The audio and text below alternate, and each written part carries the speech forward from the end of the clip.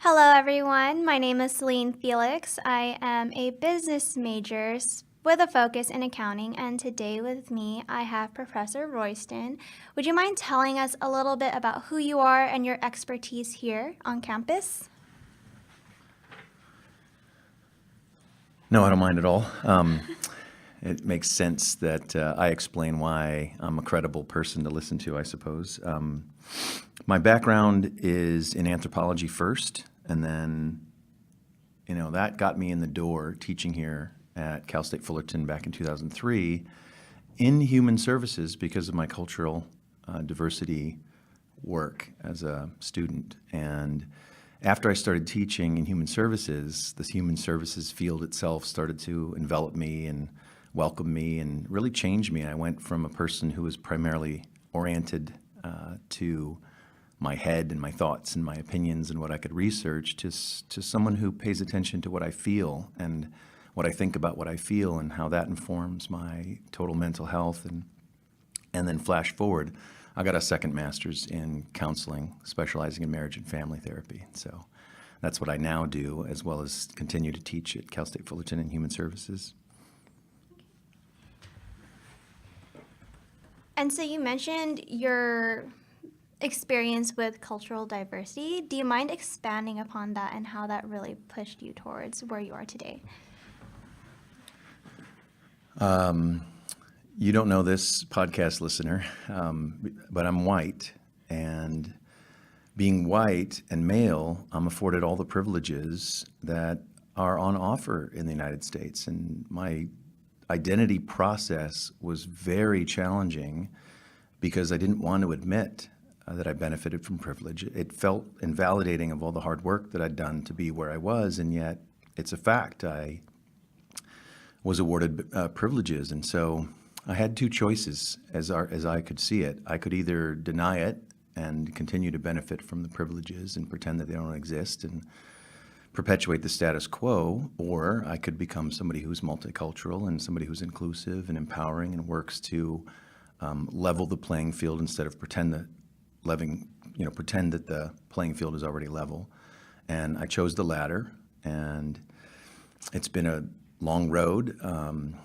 I have had interactions trying to bring people to this side of the conversation to explore white identity. And what I notice is a lot of people don't know how to have that conversation.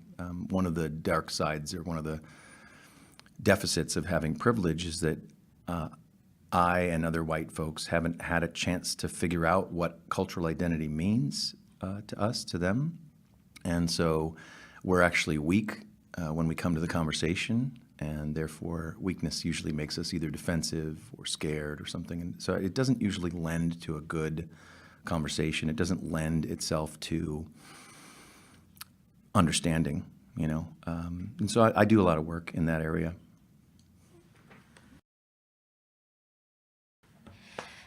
So, there's a lot of misconceptions about the difference between mental health and mental illness. Do you think you can touch upon the differences between the two, as well as where you can find it on your daily life and how it can really come into your own life?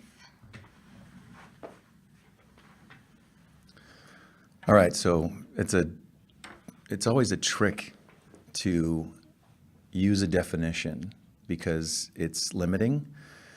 And yet, when dealing with mental health and mental illness, it's not something that can be defined such that then once you hear a definition, you understand it fully. It's an embodied and dynamic process. And so it needs to be understood in that context. And I think another thing that I would say, kind of in place of defining it, is rejecting the notion that there's an it.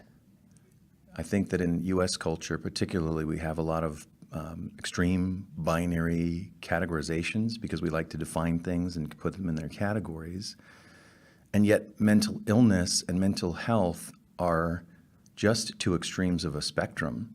And to understand the state of the mind, we need to understand that we're all subject to fluctuations of that spectrum. So one day, one day I could have a day where I wake up and I'm in a good mental state and I feel mentally healthy. And another day I can wake up and feel mentally ill, or what would be called mentally ill, because I'm having, paranoid thoughts, or I'm having a low mood, or I can't focus.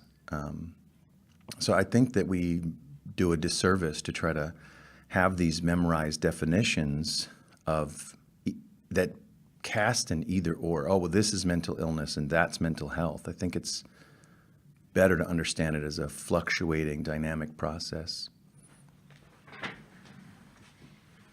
Thank you for sharing that and really distinguishing, what it is beyond the standard that society wants us to have for it. So I was wondering,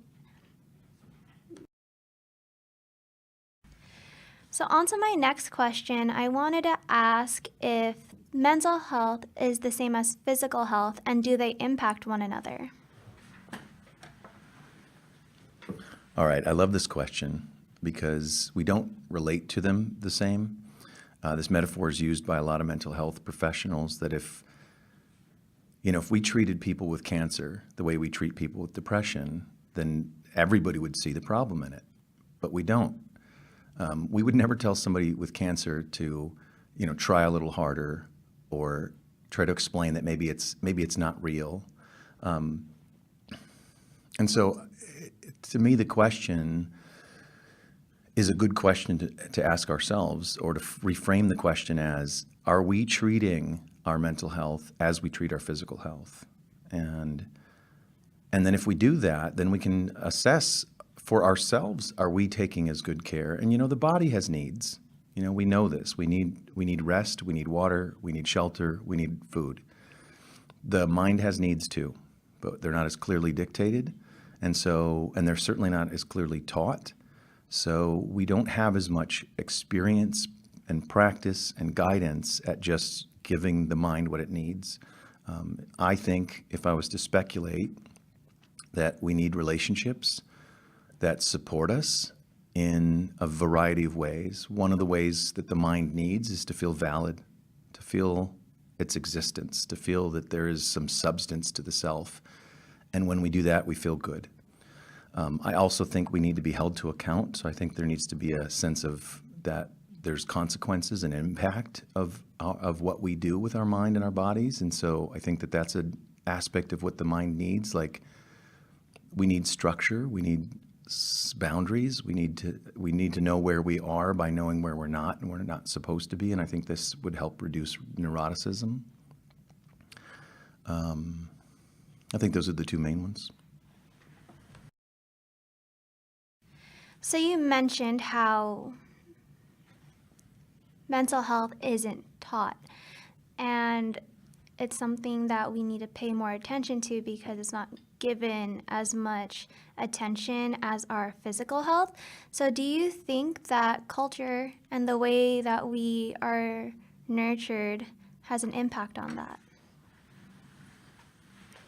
All right, this question is my jam. I'm a cultural anthropologist and a master of counseling. So this question is right up my alley. It's not that mental health isn't taught about, or another way to say it is, it's not that we don't learn about mental health. It's that what we learn and how we learn about it casts it in a light that's less than approachable, and that has everything to do with culture. We have stigma, and it's the junior high school equivalent of teasing kids that aren't in the mainstream, that aren't in the norm. If you do something that doesn't fit in, then people point and laugh. And it's the same thing we do for adults. It's just we do it in different ways. And so it's called stigma because it's this, kind of adult concept. But I like to think in terms of what's the root base psychological phenomenon going on. And it seems no different than the playground.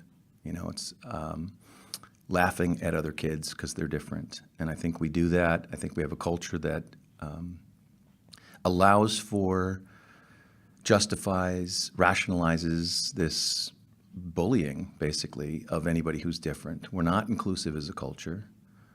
We're competitive. not collaborative, and then this has an impact. It's widely known that the United States has higher incidence of depression and anxiety than other cultures, most other cultures. And why is that? It has to do with the way our culture is set up, the way we are set up to consider our relationships according to capitalistic notions. This idea that a person is only as good as what they can do for you, this idea of a commodification of the self, the commodification of the other. I think this impacts our own self-esteem and our own identity, this sense of, are you valid? Do you exist? Unless other people can see it and other people can say that you have worth, and how does that worth translate into the business world, and how does it translate into quantity of friends and quantity of support on social media? How does it quantify? In other words, we don't seem to support, in our culture, we don't seem to support that people have just value just because of their existence, just because you were born, you're valuable, you're worthwhile, and you matter. And I think we don't get enough of that messaging. And if I could plug a documentary, I'm a big fan of documentary films. I would recommend watching the documentary about Fred Rogers, who hosted Mr. Rogers' Neighborhood. It's called Won't You Be My Neighbor? And it's, I kind of am a nerd about documentary films, and I think it's one of the best that I've seen. But it speaks to the same thing. Mr. Rogers came into the critique of our culture with options. What am I going to do? Just ignore the opportunity here that television is and let it become this base thing that demeans human beings? Or am I going to use television, this wonderful medium, to promote the value of each person matters?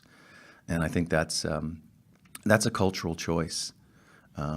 Smaller cultures tend to do it better. They understand that if you've only got a couple of hundred people in your tribe, that everybody matters. But I don't like to just explain it away by saying we have too many people, because we're not going to do anything about that anytime soon. We need to invent a new part of culture that says, even with 7 billion people, we can treat everybody as if they matter. And that's a cultural choice. So I think you segued into really answering already if college students are prone to having mental illness. What are some ways that you think that we can break the barrier for them to seek help? Because it seems like in our society and the way that it's built that a lot of students are afraid to seek it out. All right. I wrote a little bit of a response to this question. Of all the questions you sent, I wrote a little response to this one first,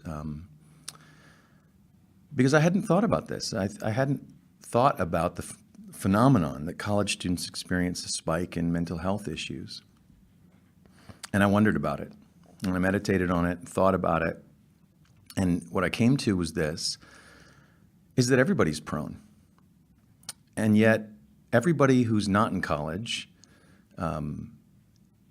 has an opportunity to keep their defenses up and therefore not feel the shaky and shadow parts of their mental health.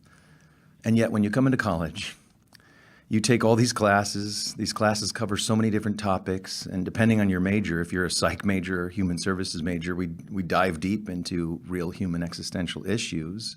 You're going to start seeing your stuff. You're going to start seeing your anxieties. You're going to start seeing your fears and your concerns. You're going to start hearing it from peers. And I think that the tendency is to think that college students are more prone to mental health issues, but I just think it's a matter of context.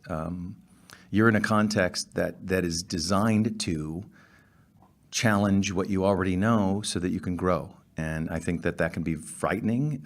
I think it can be overwhelming. I definitely urge you to get support as you go through this process, because it is predictable that you will feel more anxious, more stressed, more depressed than you would if you weren't coming to college. This is not a pitch to not come to college. Trust me, I love college. I love the educational process. I love what we do here. And informed consent says that you should know what you're getting into. And I think maybe this program can help transfer students become a little bit more prepared for the transition. It's an intense transition. Everybody should tell you that. If they say, you'll be fine, there's plenty of this, there's plenty of that. Yes, there are plenty of resources, but you won't feel fine even at the first grasp of those resources. You'll grasp at them, you'll start using them, and yes, then you'll start to feel more supported and more cared for and more capable. But I would be irresponsible to tell you that it'll be easy and that you won't start to feel worse perhaps before you start to feel stronger. I think that's the essential piece to growth, is that you start to challenge the areas of weakness first before you become strong. So you mentioned how majors like human services, you are challenged to really understand where you are. How would other students, like per se me as a business major, really know that they need help, and when should they find a way to seek physical, so when should they find, so when should they know to seek professional help? Well, there was half of your last question I didn't answer, and I hope that this will answer both. The what do we do to break down that barrier? What do we do to help people? And you particularly ask about business students, and I can only speculate because I only have the rare business student. I teach a leadership class, and often I'll have a business student or two at most every semester. But I would say inside of each student, regardless of major, you have this part of you that is saying, oh man, I don't know if I can do this. And that's the part that will tell you if you need help. Ask it. I know that sounds weird, but just take a moment resist the temptation to be distracted all the time and to be busy all the time, and take moments for yourself. Take moments to check in and say, hey, self, good old buddy, how are you doing? Do you need any help? Do you need help that I can provide? And then maybe just taking a moment to yourself can actually be enough. And then maybe the answer that you get is, no, you can't help me, because as Einstein said, you can't solve a problem from the same thinking that created it. So maybe that's the moment, that's your cue. I'm not here to tell you when you should anything. I think we have enough shoulding. What I am here to say is that there's an inner guide in all of us that can help. And I think learning to trust that would be a greater, more sustainable boon to your mental health than anything I could provide. I mean, you may listen to this and never interact with me. And so who am I? I'm just somebody on a podcast. But you're you, and you're with you your whole life. And so your relationship to yourself, I think, is profoundly important. And cultivating that relationship with yourself is important. And how you do that can make a huge difference. And yet we have, I'm reinforcing the question on cultures. We have a culture that demands your attention on everything but your internal state, your mind. They want to know what you can do for them. They want to know what you can produce and how fast you can produce it, and if they can make money off what you can do for them. And yet that, in a way, devalues what you can do for yourself. It makes, in a way, what you can do for yourself inconvenient for the bottom line of people expecting what you can do for them. And so they may not have programs in place that are, supportive, truly. And so for business students, I would say that maybe the culture of business is that because they don't talk about the person as much, maybe there is a neglect happening, rather than an exposure experience. Maybe they're having a neglect, and it would effectively, I'm just guessing, I'm speculating here, but it might resonate with somebody who takes a business course or takes the business courses, is that maybe they feel like because nobody's talking about it, that whatever they're feeling shouldn't exist and is inconvenient, and that's more of the same thing I'm talking about. And so that might be a problem. And I understand that there's stigma around going to get mental health, which is why the mental health professional field has this concept called confidentiality. The idea that you are protected. You could go and seek mental health, and it's up to you who you tell about that. I've seen clients that are students at this campus, and I would never out them. I've actually told them in session, if I see you on campus, I'll ignore you to protect your confidentiality, because I don't want anybody making an association that that person must be seeing a therapist, because that guy's a therapist and he's talking to you and you must be. And of course, I could also be your professor here on campus, but to make that extra effort of protection.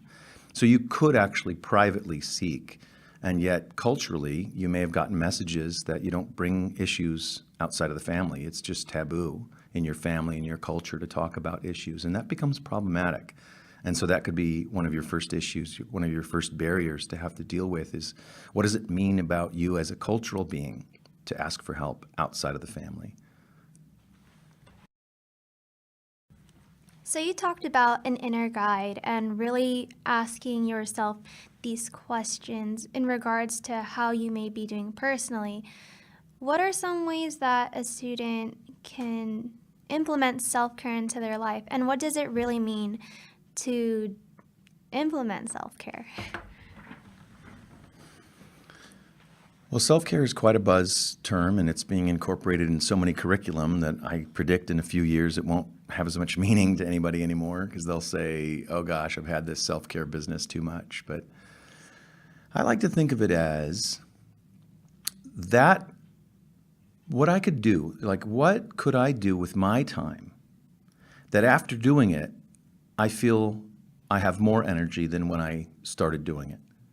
In other words, most things that occupy my time, chores, grading papers, reading assignments, those things exhaust me. Those things take energy from me. But then when I do things that are playful and joyful and things that are just solely for me and my own sense of wonder and being in the world, I feel like I could do them for hours at a time without thinking about anything else. And then I feel so excited. I want to go share about what I did with somebody else. For me, that's self-care. And it doesn't have to be massages and pedicures, although those are nice. It's for me, it's whatever gives me that kind of reboot, refresh, that kind of invigorating sense of invested in myself. And then I want to go be with people, and I'm actually energized to be around people and serve people. And how can I be of service to you? And then one of the symptoms I know when I'm not taking good care of myself is that when other people need me and ask me to be there for them, I might feel resentful in the background, or I might feel tired, or I might feel like, oh my gosh, who's going to do this for me? I'm such a great listener for you. Who's going to great listen to me? And I start feeling those things in the back of my mind. Those are cues for me that I need to slow down and take good care of myself and do something that's really just for me. I'm a really nice person. If you just happen to run into me, I'm usually nice. But when I go to let's say my lapidary workshop, where I like to go and polish rocks and I'm not nice. I don't seek to have conversation. I'll sit right next to somebody and ignore them entirely because I'm not there for that. I'm there to take care of me and do what I need to do so that I can be replenished. And it took some adjusting, because I'm like, wait a second, I'm supposed to be nice everywhere I go, and that can be exhausting to me. So I've had to learn how to go places and be places where I don't have to, right? There's no have to, and I think that's a measure and a mark of self-care.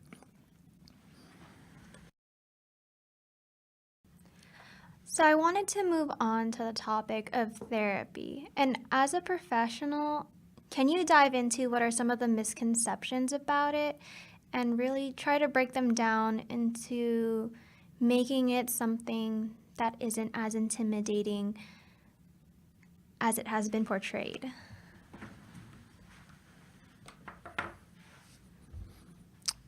Nope. I can't do that. I don't think there's anything I can say, or it would be responsible for me to say that it's not intimidating. I'm a well-trained therapist, And I'm a person who's done therapy, and I'm intimidated at the prospect of even going to find a therapist. If I was to try to find a new therapist, it's intimidating. I can't think of much in the world that's more intimidating, because at the deepest, most vulnerable layer of the identity is the self. And you're going to trust somebody to take care of that. You're going to trust going into a place that's not yours, being with a person that's not you, not known to you. And you're going to start to try to open up and show that part of yourself, the part that needs the most care. I think that's the most intimidating thing that we could do. I think it would be easy to go out and jump out of a plane compared to that. I think it would be easy to give a graduation speech in front of 40,000 people. Yeah, easier than opening up the real self to somebody and trusting. I think is very, very difficult. So I don't know. I mean, I hate that I have to say no to that. I wish I could say, yes, I have the answer of what could make it easier. I just don't. I don't have it. I don't have it for myself. I don't know what it would take to make it easier. I just know that suffering alone and justifying suffering alone is painful. And I have that pain inside. I have that part of myself where I'll try on my own for a very long time before I'll ask for help, because I was raised male and in America, and the culture tells me that men should be the ones who take care and provide and do stuff. And we're not ever supposed to show any sign of weakness at all. We're never supposed to ask for help. We're always supposed to be the go-to guys. And, I just think that's bullshit. Can I say that? You can bleep it. It just isn't the truth of the matter. It just isn't how I feel all the time. I feel that way sometimes. I feel like the can-do, Mr. Fix-It, Mr. Amazing. I feel like Superman sometimes, but very rarely. Most of the time, I waffle between feeling like I think I'm about to screw something up, or gosh, I really need a hug, and I don't get to say those things. And so I've been fortunate to find a therapist that I can open up to and tell those things to, and feel that I'm still a good person, even though I have all these weaknesses that are inside of me as me. And so I can appreciate how difficult that process is. As far as the counseling department or the counseling services that are offered here at Cal State Fullerton's campus, we're mostly trying to be an acute crisis center, and we're trying to be a place that really can save lives when lives are in danger. And so anything short of lives in danger then becomes like, well, where do you go for services? You might be able to process quickly, shortly through, one of those stressors with the counseling department here, the counseling that's offered as a student. But they might refer you out to the community agencies, and there are community agencies where they train therapists on their way to learning how to do the craft. And so you might get a student therapist, and some of those are amazing. You might get really lucky to get $20 or $50 sessions for somebody who's on their way up in training. And maybe they have some innate skill and abilities.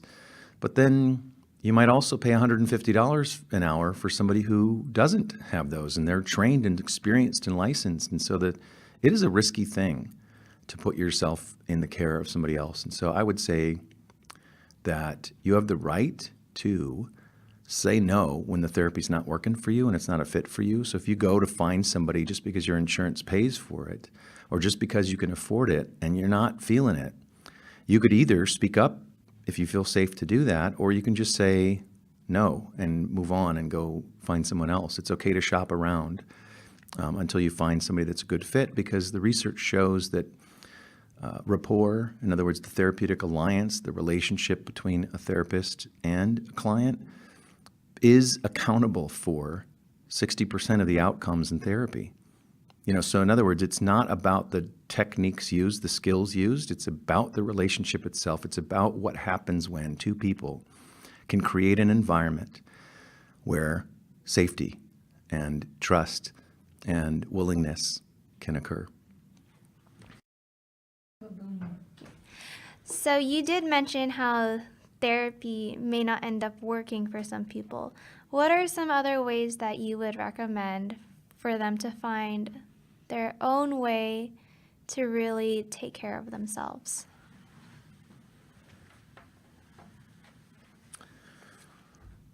Well, and that's really what it's all about, is finding your own way.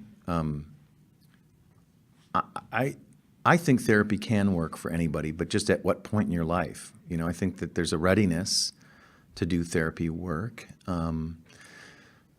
There's also a cultural element. It's not everybody's process to sit in a room and talk through something. I mean, I just recently had a breakthrough because I got up and stomped my feet and screamed through something instead of talking about it. And that was just as powerful as 6 weeks of talking about it. You know, so there's different ways in which to do the work. You know, to explore the self and explore what the self is missing and see if providing what it's missing can make a difference, or the converse, if something's present that if it were missing would make a difference and you'd be more at peace. And so getting rid of some things that might be in there from childhood, from experiences, from trauma, and working to get rid of those things. And you can get rid of those things in a lot of ways through catharsis, through, you know, I would say sacred witness. That's what I like to call the therapeutic process is, you know, we need to have a moment where we touch something inside of us that's been scary to see, and then we have somebody else witness it, and that helps to disappear it. Or, you know, there's trauma work like EMDR therapy protocols that allow people to revisit the neural network of trauma and get rid of it. You know, reprogram, reprocess the way the neurons fire, in which order they fire, in which intensity they fire, and so that can reduce the levels of vigilance and, you know, neurotic activity. And so there are ways to get rid of stuff that would give you more peace and more joy and more presence. And there's ways to add things, like maybe you're missing some things. And so I would say it is a process of developing what works for you. And therapy can be one of the many ways to do that. But I think belonging to an extracurricular club on campus is a good way to do it. I mean, I would say you just pick it doesn't matter what club, you just pick a club to belong to. You start with that. I would say even more important, and the academic advisement department's probably cringing if they listen to this, but I would say even more important than getting your study plans sorted out, get your social support sorted out. Figure out what is the group of people who's going to bring out that piece of my identity that I like and that I like a lot about myself and I'd like to see more of. And then you do that. You join that club. If the club doesn't exist, there's lots of ways to borrow a charter from an existing club and then modify it to fit your needs and create a new club. And there are guidelines on how to do that. You need 4 upstanding members and a faculty advisor, you know, all that stuff. And then you do that process and you become a founding member of a cool new club. But I would say do those things. But then privately, there's things that I do. When I was depressed as a young 20-something, and failed out of college, I'll tell you that on record. I got a 1.8 grade point average for 2 straight semesters at Illinois State University and failed out. Got kicked out actually, because I also had disciplinary issues. I was written up in my dorm a few times. I just wasn't ready for college. I wasn't ready for therapy. I wasn't ready for anything because I had unresolved trauma. And so what I found was meditation. And I found meditation was something I could do, something I had control of, something that was safe. You know, just practicing, training my mind, just practicing creating some space for myself between my thoughts, between my emotions, and so that there was a gap. And in that gap, I have started to fill everything that I consider my joys in life. And those joys filled in that gap now make the thoughts and the feelings have a buffer. And so I think that that's what I've done that's made a big difference, is find some little things. And then, you know, later I did some encounter workshops. I did landmark education and really started to be encouraged and empowered to go back and to revisit my trauma. And that was where I began my trauma work. And it wasn't done there because they're not a mental health organization. But then I was ready. That made me ready to start revisiting the idea of therapy. And then I found a therapist and started to revisit and do my trauma work. And I did EMDR as a client, and then before I trained in it as a clinician.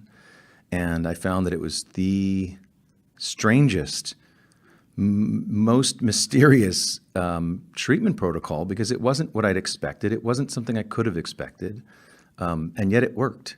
I can literally scan my mind right now and see the points of trauma contact, and they don't have any of the same charge or emotion or pain associated. They're just facts, as if I had read the fiction of my life, and there it was, and that's what happened, and I had a banana for breakfast. Like no more charge around it than just reporting what I ate for breakfast. And it's a powerful thing, transforming one's own traumatic past. And so I would say, figure out what works for you, and also figure out what readiness you have and in what order you want to do things. It's fine to just not do stuff. Like I said earlier in the interview, that people who are not in college are not having their stuff exposed as much, and so they might feel more okay, in quotes. Work to develop the skills, work to develop the resiliency, and I would say take some sort of private practice, personal practice, whatever that looks like, some sort of disciplined care of the body and the mind, and then build that resiliency so that you're ready to do some of the deeper work. It may be that at 21, 22 years old, maybe you're not ready, and that's okay. It's good to give yourself that compassion, that patience, that trust, that you know what's best for you, because somewhere inside of you, you really do.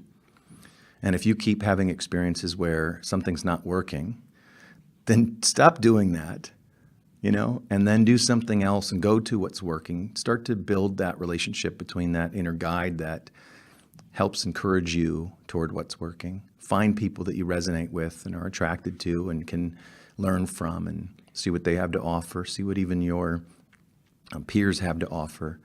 And I would say even your challenges, even the things that really bother you and trigger you, probably have some real gifts to present to you in your own self-awareness. And then do the work as it comes. So, in society, mental illness carries this stigma. How do you think we can break down that barrier to really allow students and anyone really to seek out that help? All right, so maybe it's because I studied Confucius a little bit when I was younger, but one thing I learned that I use from his writings, or at least from Mencius's writings of Confucius's teachings, is that it's really overwhelming to try to think about perfecting the world, and it can be hopeless. If you look at the world and say, how do we fix that? How do we do anything there? And so the advice was to work on the self, work on the perfectibility of the self. And then if you work on the perfectibility of the self, you work on improving the self, then you, by very proxy, work on improving the relationships that you're a part of, because you're a part of them. And then if you do that work, then you start improving the family, then you start improving the community, and then the nation, and then the world, in that order. And then it becomes much more manageable, much more focused. And so I would just work at your own level. What stigmas do you have? Some of you may be perpetuators. You're probably not the ones listening to this, but you may be the people that have teased others about their mental illness, or teased others, or withdrawn or discriminated in some way. Or you may be the ones that have internalized those messages and thought that your own concerns and your own fears and your own emotions are somehow wrong because you've internalized this message you've gotten from the culture we live in. And so work there. Work to have compassion. Work to revisit your humanity, that you feel and that you care. Because you wouldn't be so anxious if you didn't care. You wouldn't be so disappointed if you didn't have ambition. So these things have their counterpoints, and then have compassion for what it's like to just be you and what you've been through. And I would say work to eradicate the effect of stigma, or the internalized stigma that you carry. And then you'll start to see more clearly how you can have those interactions with other people, and you can speak to it when they have them, and when they start perpetuating them, then you could say, I used to think that way, but now I don't, and here's why. And then You might actually educate someone in that way. It's far better outcome to be expected than if you don't do your own work and then you tell somebody else that they'd better do theirs. It won't work. And so that's my advice, is to start working from the grassroots level up, is to start taking apart the stigma and the effect of stigma. So living with mental illness can also, on one side, be a challenge. But is there any way that one can thrive with mental illness? All right, so a tie-in to the culture question earlier, this idea of mental illness being one extreme and mental health being another, and the two can't exist together, is it's three kinds of wrong. It's a spectrum.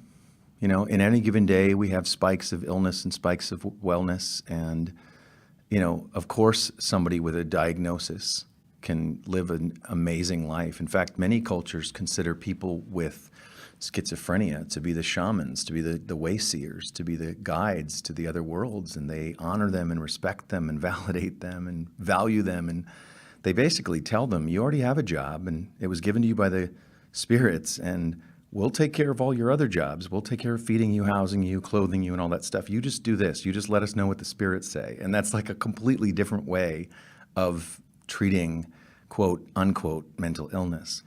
I like to think that I have a strong sense of mental illness or mental health, but, I also have a strong sense of my illnesses too. Like I have, weaknesses that make me feel some disconnect from my own power. Like I worry so much that other people like me, to the point where I can become so intolerable to myself. Like I just don't even like myself anymore, to the extent that I'm so worried about if other people like me. And then it's like, what's that about? Does that mean that I don't have good mental health because I have that piece of illness in me? Or does it mean that I have good mental health because I can see that piece of illness? I don't know if it matters. I don't know if there's value in saying that one thing does not exist with the other thing. I think that's actually damaging. I think it's an oppression that we do to ourselves to keep these categories of either or. I think it's both and. I think that people who appear very successful and healthy can be some of the most pathological people. They can be so insensitive and inconsiderate and unkind relationally, and yet super successful and super rich. And maybe even, I just think that we misunderstand so often what mental health is by thinking in terms of these, strong, stark, extreme categories. And so the answer is resoundingly yes. Somebody with mental illness can live and thrive completely, and maybe even in ways better, because at least they have a clue that there's work to be done, and they're doing the work. And other people are going around pretending that they're all that, and they're not doing any work, and so they never get any better. So in a way, I think in that way, mental illness can be a gift. It can be a sign that you're going to do something toward yourself. You're going to start caring for yourself in a way that maybe this mental illness was a symptom, like a car engine light going off and saying, hey, check under the engine, check your operating system. You've got a virus, something's going on, right? Same thing like when we get a cough or we feel our throat closing up and getting swollen. That's a cue for us to rest. It's a cue for us to take time to take care of ourselves, drink our proverbial chicken soup and figure out what do we need. And so I think it's, it's not only completely possible, but completely human, and in that way very admirable to have a societal diagnosis of mental illness and then still do your best and still have compassion for yourself in that, and understand that it's existing inside of a system that tries its best to understand us, but may not understand us that well. And then you do what you can do. That's all we can ever ask of anybody. So I wanted to end on a question that will hopefully help the majority of our listeners as students what are some ways that we can implement self-care into our lives? All right, I like to teach all of my students this and all my clients, and it's just a basic breathing technique. And I don't know how well it does on a podcast, but if you're willing to play along, and if they're willing to include this without editing it out, I'd ask you to just take a moment. If you're driving, don't do it, but you could still do it. Just don't close your eyes. That's not safe. But I'm going to ask you to do what I call the 3-4-5 technique. And it's a technique you can use anytime, anywhere. And it's about practicing mindfulness. It's about practicing the power of using your breath. And many cultures, in many different ways, use breath work as a way to practice that discipline, that one thing that you can do. There's so many benefits, as well as, heart rate, calming, relaxing, but also long-term, this idea of you're taking a time out to tell yourself that you're the master, right? You're the steward of the self. You're the one who has a mind and a body rather than is a mind and a body. And you get to take time out and just, do stuff. And so I call it the 3-4-5 technique because you do it 3 times, and it's an in-breath for 4 counts and an out-breath for 5 counts. And the reason the out-breath is longer is because then what it does is it expels that lower lung extra oxygen, that stale oxygen that's in the lower lungs, and it really pushes that out, which then makes way for the new, fresh oxygen to come in and invigorate the blood. And so take a moment and get comfortable and breathe in, 1, 2, 3, 4, and breathe out, 1, 2, 3, 4, and 5. Breathe in, 1, 2, 3, 4, and breathe out, 1, 2, 3, 4, and 5. Last one, breathe in, 1, 2, 3, 4, and 1, 2, 3, 4, and 5. Just take a moment to just see how you feel. Just see if you can feel that wave releasing from your brain. It just should start trickling, maybe the front of your brain, maybe the sides by your temples, maybe right down the back middle spine. And you start feeling it throughout your whole body. Feel it kind of soothing through your shoulders, right down your torso, all the way down, and meeting the gravity where you're sitting or standing. And taking those moments to just get present, have a moment where your mind, body are connected, are powerful moments. I find that this is simple and it's powerful in its simplicity. It's something that everyone can do, no matter what your ability or disability. This is something everyone can do. It doesn't take a whole lot of training. You don't need a degree. You don't need very much at all. You just need to be able to breathe. And that's something that connects all humankind, all animal kind, and some would argue all plant kind. We're actually all breathing together. Isn't that cool? Plants breathe in what we breathe out and vice versa. So we're in relationship with our natural environment in some ways to get connected to that and reminded of the bigness and the power of life is a great break from the, oh my gosh, midterms, or oh my gosh, finals, or oh my gosh, I feel tired, or I didn't get a parking spot, or any of those triggers that can produce a spike in stress hormones. And so that's the basic one I like to teach everybody I meet. It's a simple technique that anybody can do. Thank you for that useful technique. So I just wanted to end on a high note. Thank you for joining us today and really sharing almost like anything I could ever want to learn about mental health, mental illness, the stigma that comes with it, and really how to implement self-care into our lives. Is there anything you want to leave these students, listeners, people in the world? A last note. I think I said it in the context already of my answers, but I'll just say it again. You, right there, where you are, you matter. Yeah.